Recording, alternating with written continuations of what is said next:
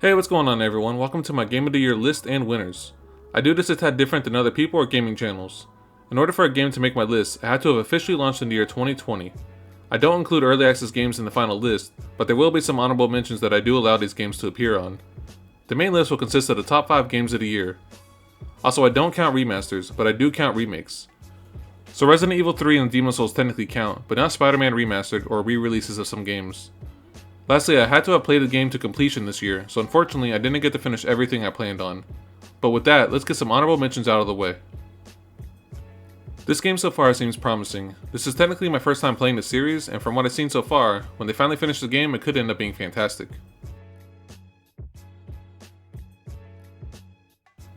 My only experience with this game so far is playing with a friend of mine, and man is this game promising. It is unfortunately still in the very early ages of early access, so we shall see how it improves later on.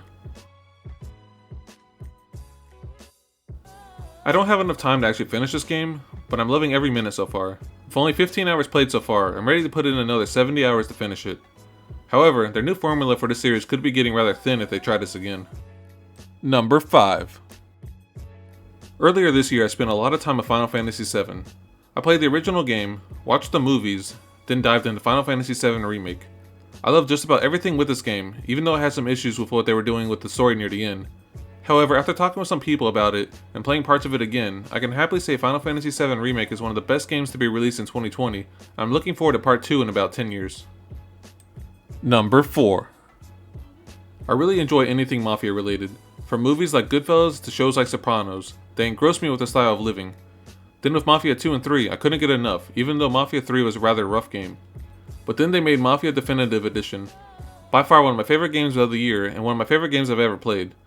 I wish I played the original all those years ago, but seeing how well they recreated the city as well as how well acted everything is, this is a must-play game for everyone. Just know that the difficulty spikes can be a bit high at times. Number 3. If you've seen my previous video talking about Demon's Souls, then you probably know why this game is here. The Souls franchise is my second favorite franchise of all time, and finally being able to play the original game reworked for new consoles is awesome. It is quite possibly one of the best looking games I've ever played or seen. I had maybe 2 or 3 complaints with this game when playing it, but I'm ready for another trip or 2 through this game. Number 2. I've always been a big Spider-Man fan, and if you happen to know me, Spider-Man Into the Spider-Verse is one of my favorite movies of all time. So being able to play something with Miles Morales was perfect for me. With his music playing in the background, his quips that he says when fighting, and the fact that he acts more human than most characters I've seen in the game is why this is my favorite Spider-Man game, as well as my number 2 game of the year. Number 1. I'm sure I'll get some hate for this, but The Last of Us Part 2 is not only my favorite game of the year, it is in my top 10 list of favorite games of all time. People hated on the story, characters, and just about everything about this game, but I enjoyed everything about it. It was longer than I expected, and with there being no multiplayer, I was completely fine with this. I don't need a game to be super short to be good. Living in this world is what made it worthwhile. The post-apocalypse genre is always interesting to me. If you ignore the people who took the hate way out of proportion, I highly recommend checking this out at some point.